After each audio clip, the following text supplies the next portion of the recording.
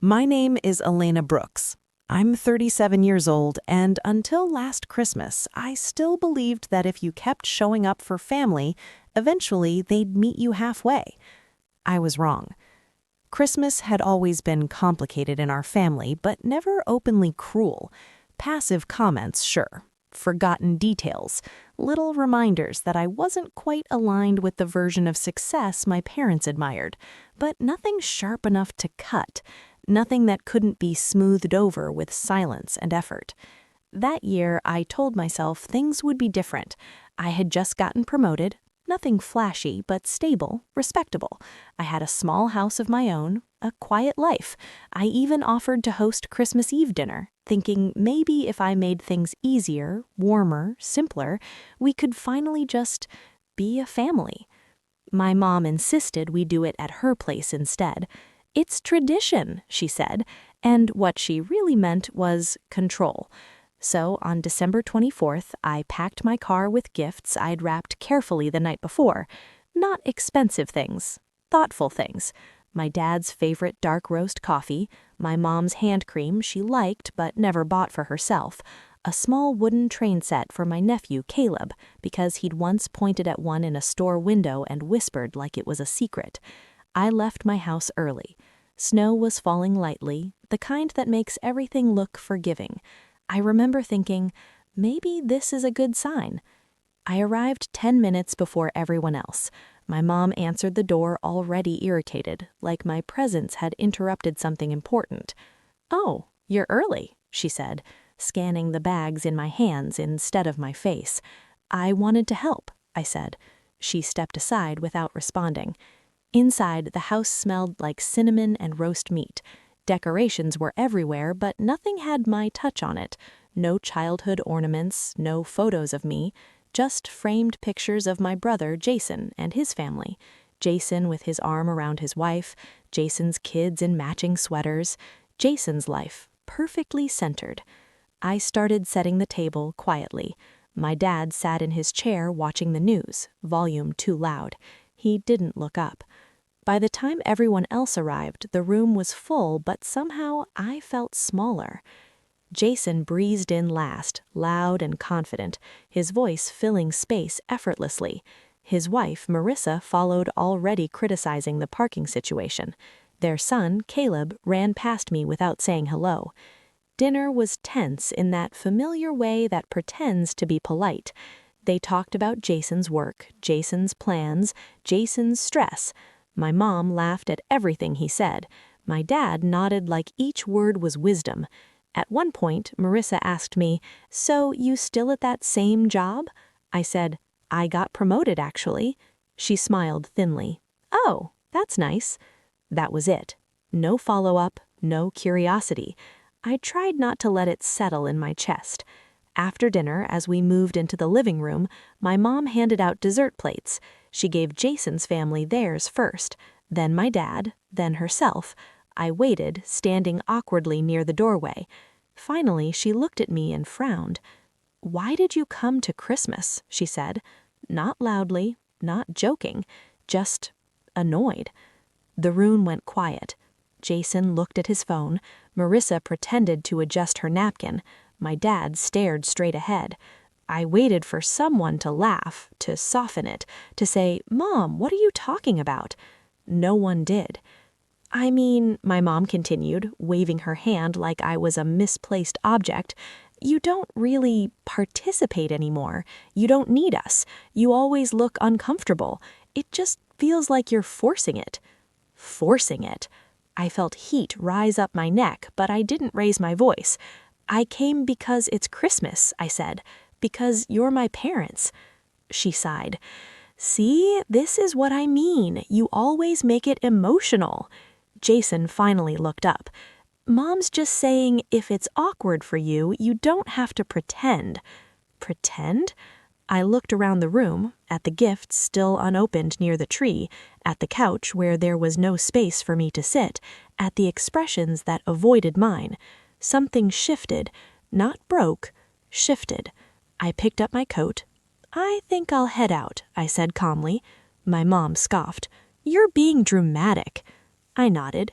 "Maybe." I walked to the door. No one followed. No one stopped me. As I stepped outside, snow crunching under my boots, my phone buzzed. A text from my mom. "You didn't have to make a scene." I stared at the screen for a long moment. Then I got in my car and drove away.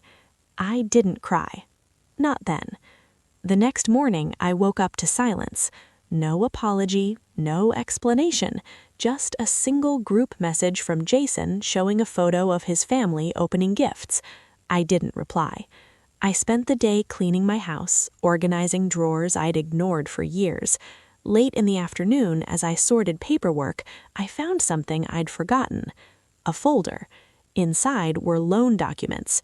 2 years ago, during the pandemic, my parents' small business had nearly collapsed. Jason was too busy. Banks were hesitant, so they called me. "It's temporary," my dad said. "We'll pay you back," my mom promised. I loaned them $42,000. They never paid a cent back. Instead, they remodeled their kitchen, took a vacation, paid for Jason's kids' private schooling. I closed the folder. That night, my mom texted, "You embarrassed us." I typed back, "You embarrassed yourselves." Then I turned my phone off. The next morning, I called the accountant. "I need to remove my name from anything I'm attached to," I said. There was a pause. "Honestly," he replied, "I was wondering when you'd do that." By noon, I had frozen the shared accounts I had access to. I didn't touch the money, I just stopped being the safety net. At 3:17 p.m., my dad called. I didn't answer. At 4:02 p.m., Jason texted, "What are you doing? Mom's upset." I didn't respond. I made dinner, I watched a movie, I slept peacefully for the first time in months. The fallout didn't come all at once. It crept in. Missed calls, confused emails, passive-aggressive messages. On day 3, my mom showed up at my door. "We need to talk," she said, standing on the porch like she still had authority. I didn't invite her in. She crossed her arms. "You're taking this too far." I looked at her and realized something. She still thought this was about Christmas. "It's not about Christmas," I said quietly. She frowned. "Then what is it?" I smiled just slightly. "You'll figure it out." And I closed the door. That night, my phone buzzed again. This time, it was Jason. "They told me you already got paid back. Is that true?" I stared at the message. Then I replied, "No." The typing bubbles appeared, disappeared, appeared again. And that's when I knew the truth was about to surface. Jason didn't text again that night, which told me everything. In our family, silence was never peace. It was pressure, a waiting game. Whoever cracked first lost. I didn't crack. The next morning, I woke up early and made coffee. Outside, the snow had melted into gray slush, the kind that exposes what winter tries to hide. I sat at my kitchen table with my laptop open, staring at the business dashboard I hadn't logged into in weeks. Everything was still under my credentials, because my parents never bothered to learn how it worked. They just assumed I'd always be there. I clicked through invoices, missed payments, supplier reminders flagged in red, a contract renewal deadline that had passed 3 days earlier. I closed the laptop. I didn't fix anything. I just stepped away. At 10:12 a.m., my dad called again. This time, I answered. "What's going on?" he asked immediately, skipping hello. "Vendors are calling me asking where you are." "I'm not involved anymore," I said calmly. There was a sharp inhale on the other end. "You can't just disappear." "I didn't disappear," I replied. "I left, quietly, like you asked me to at Christmas." Silence. Then, "This isn't about feelings. This is business." I smiled to myself. "No, this is exactly about feelings. You just didn't think they mattered." He hung up. An hour later, Jason showed up at my house. He didn't knock the way guests do. He knocked the way people knock when they believe they still have access. I opened the door but didn't step aside. "What did you mean when you said you weren't paid back?" he asked. I handed him the folder. He flipped through the documents slowly. His jaw tightened. "They told me it was settled," he said. "They told you a lot of things," I replied. He sat down on my porch steps like his legs had given out. "I gave them money last year," he said quietly. "$25,000. Dad said it was to cover payroll gaps, said you'd already been repaid and didn't want the business anymore." I nodded. "They used us both." He didn't argue. For the first time in my life, Jason didn't defend them. That afternoon, the calls started coming in waves. Suppliers, contractors, one former employee who asked if the business was closing because no one had shown up to an emergency call. I forwarded everything to my dad without comment. By the end of the week, the cracks were public. A longtime client canceled their contract, citing communication failures. A local Facebook group posted asking if anyone knew what was going on with my parents' company, because no one had shown up to an emergency call.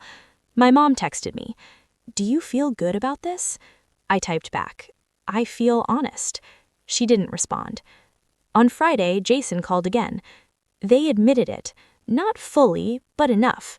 Admitted what? That they never paid you, that they used my money to patch other holes, that Mom told people you were unstable, that you always overreact. I closed my eyes.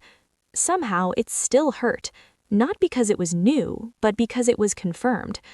"I told them I want everything back," Jason continued, "and I'm stepping away." There was a pause. "You know this means it all falls apart, right?" he asked. "I know," I said. He exhaled. "I should have listened to you sooner." The business didn't crash in one dramatic moment. It unraveled, slowly, publicly, honestly. My parents couldn't keep up without someone cleaning their messes behind the scenes, without me smoothing things over, fixing mistakes quietly, absorbing blame. People noticed. The accountant resigned, a supplier revoked credit terms, 2 more clients pulled contracts. And then the bank called in a review. That was when my mom showed up again. This time she looked older, smaller. "We paid you some of it," she said, holding out her phone like proof. $13,000. "I saw," I replied. "That shows good faith." "No, that shows fear." She stiffened. "You're enjoying this." I shook my head. "I'm done explaining myself." She looked past me into my living room, where I was packing boxes of old paperwork. "What do you want?" she asked. I met her eyes. "I want accountability and distance." She left without another word. 2 days later, a certified letter arrived, a formal repayment schedule proposal, not an apology, just numbers. I forwarded it to my lawyer. At the same time, something unexpected happened. My phone buzzed with a message from my nephew. "Aunt Elena, I'm sorry I laughed at Christmas." I stared at the screen for a long time. Then I replied, "Thank you for saying that." That was enough. The following week, Jason told me my parents were selling the business. "They don't have a choice," he said. "No one will extend credit anymore." "Are they okay?" I asked, surprising myself. "They're angry," he said. "Mostly at you." I laughed softly. "Of course they are." A week later, the final check arrived. $42,000, exact. Attached was a note in my mom's handwriting. "This is the last thing we owe you.